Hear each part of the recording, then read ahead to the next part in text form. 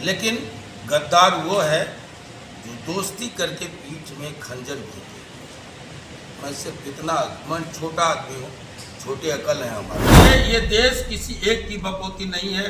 इस देश की मिट्टी में सबों का खून सना है, सबों के खून से ये चमन सींचा गया है। मैं कल बोला, ध्वस्त करने की साजिशें हो रही है।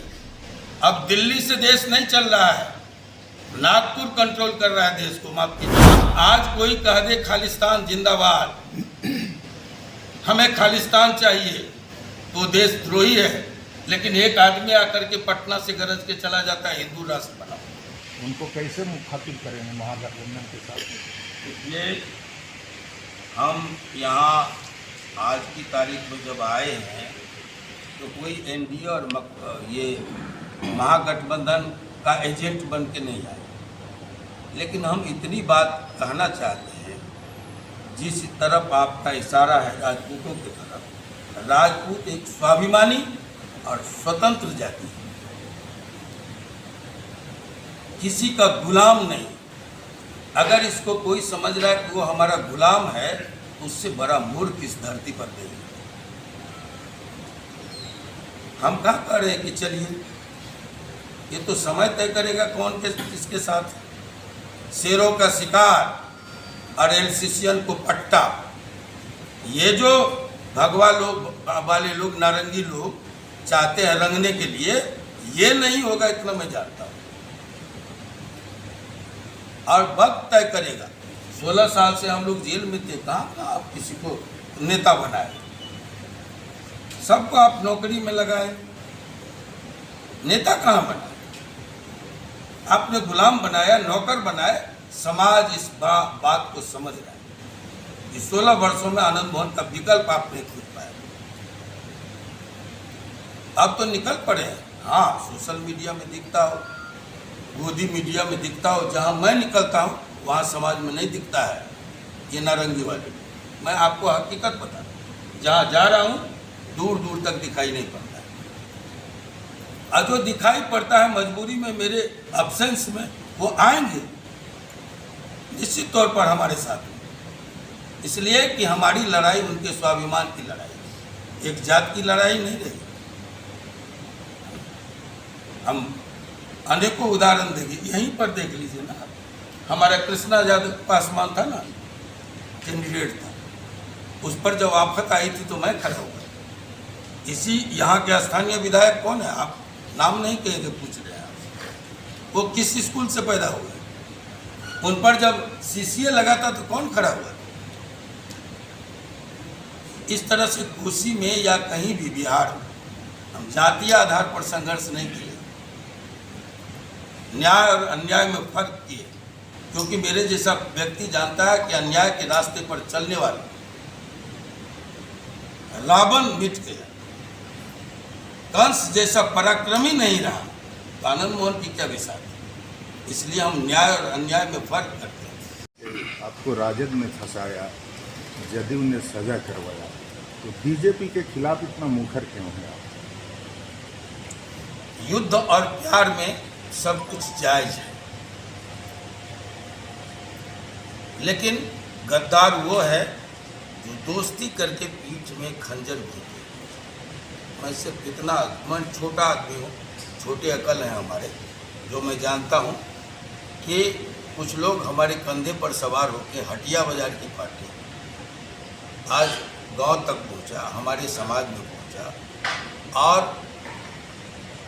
आज जब उनको जब ज़रूरत पड़ी, इवन इनके जो पुरखे थे अटल जी, जब उनको भी ज़रूरत पड़ी तो राजनाथ सिंह जी जिंदा हैं, हमारे पास आए, हम लोगों ने मदद की। 16 वर्षों में सारी पार्टियों ने सार्वजनिक मंचों से कहा कि आनंद मोहन निर्दोष है, उन्हें छूटना चाहिए। एक पार्टी थी जो सरकार में बैठी रही और चुपचाप रही, एक बार भी मुंह नहीं खोली। मेरा इशारा आप समझिए। आज जब मैं निकला तो सबसे ज़्यादा मरोड़ उनको हुआ, उमा कृष्णैया जी को उकसा करके यहाँ तक उसने पहुँचाया। लोग कहते हैं कि जो उसने तो कुछ नहीं किया। आपका अगला सवाल होगा शायद, कि बीजेपी तो आपके खिलाफ मुकदमे कोर्ट नहीं गया, विक्टिम गई। तो मेरा कहना है कि विक्टिम गई नहीं, विक्टिम लाई गई। हम लोग लड़कपन में पढ़ते थे, बसंत आता नहीं है, ले आया जाता। तो उस तरह विक्टिम को लाया गया। 3,500 लोगों पर जी कृष्णैया जी के वो पीट कर ईंट से, पत्थर से, रोड़ा से, लाठी से मारने का इल्जाम। उसमें 34 लोग आरोपित हुए। 3,500 लोग छूटे, कोई नहीं आई, कोई नहीं आए। 34 लोग में 33 छूट गए, कोई नहीं आए, कोई नहीं सामने आया। लेकिन एक व्यक्ति को जब हम बेल के लिए गए सजा के बाद, तब भी लोग आए, लाई गई उमा कृष्णैया जी। और आज जब मैं रिहा हुआ हूँ तब भी लाई गई। ये कौन ला रहे हैं दुनिया जानती है। और छोड़ दीजिए, पर्दाफाश तब हो जाता है, प्रश्नों का जवाब देने नहीं आए हैं। लेकिन जो लोग इस देश को धर्म के आधार पर तोड़ने के लिए निकलेगा, मेरा सीना सबसे आगे रहेगा, मैं इतना जानता हूँ। 24 के चुनाव में ये देश किसी एक की बपोती नहीं है। इस देश की मिट्टी में सबों का खून सना है, सबों के खून से ये चमन सींचा गया। मैं कल बोला विस्तार। सांसद महोदय, पिछले 16 साल आपका कीमती वक्त बर्बाद हो गया जी किसी साजिश के तहत। जी। अब आप बाहर आए हैं और फिलहाल अभी आप तन से मन से परिपक्व हैं, स्वस्थ हैं। आगे आप क्या समाज और परिवार या देश को देना चाहते हैं?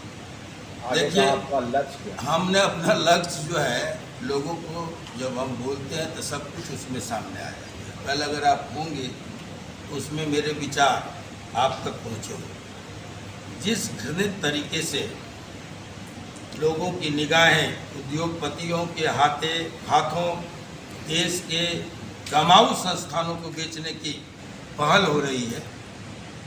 रेल, भेल, SAIL, LIC, port, station, school, सबों का निजीकरण हो रहा है। सबों को बीमारू कह करके बेचा जाता है और धड़ाधड़ जो सोना उगलने लगता है, कमाऊ हो जाता है दूसरे ही। ये जो साजिशें हो रही है कि चुनाव में चंदा देने वाले मित्रों को उपकृत करो और देश जाए बंटाधार। एक आदमी जिसका कोई नंबर नहीं था विश्व के स्तर पर, पूंजी में, उद्योग में, वो अचानक टॉप पर आ गया। ये कहाँ से हो रहा है? तो इन सबों को बेचने के बाद सरकारी संस्थानों को लगाया कुछ नहीं, लेकिन बेच सब कुछ रहा।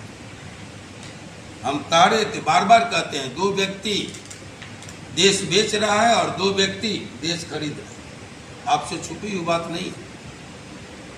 हम उसके खिलाफ निकले हैं तो खड़े हुए हैं। हम उस पूंजीवाद के खिलाफ खड़े हुए हैं जो हमारे पेट पर लात मार रहा है, जो हम बेरोजगार नौजवानों का रोजी छीन रहा है।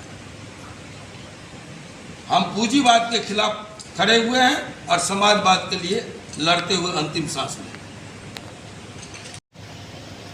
इसका मतलब है कि देश में लोकतंत्र पूरी तरह ध्वस्त हो चुका है। ध्वस्त करने की साजिशें हो रही है। अब दिल्ली से देश नहीं चल रहा है, नागपुर कंट्रोल कर रहा है देश को, माफ कीजिएगा। आप आज कोई कह दे खालिस्तान जिंदाबाद, हमें खालिस्तान चाहिए, तो देशद्रोही है। लेकिन एक आदमी आकर के पटना से गरज के चला जाता है हिंदू राष्ट्र बना, उसके साथ कुछ नहीं होता। क्या हो रहा है? कहाँ जा रहे हैं हम? अगर आज कह दे कि दूसरा पाकिस्तान चाहिए तो वो देशद्रोही है।